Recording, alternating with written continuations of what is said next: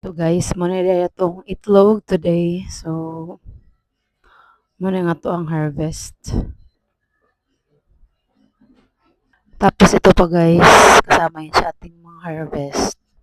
So, titimbangin pa niya yan. Ayan. Tapos yung pagtitimbang naman guys, meron tayong per sizes. So, meron tayo doong small, medium, large, XL, and then ito yung jumbo. So, meron dito tayong super jumbo.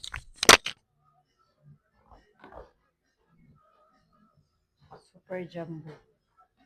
Unlike sa isa. So, yung isa is jumbo lang yan siya. Ito, oversize ito siya, guys.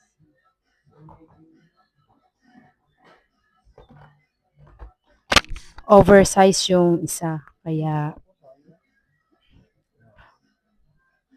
ito yung ating mga harvest. Ayan.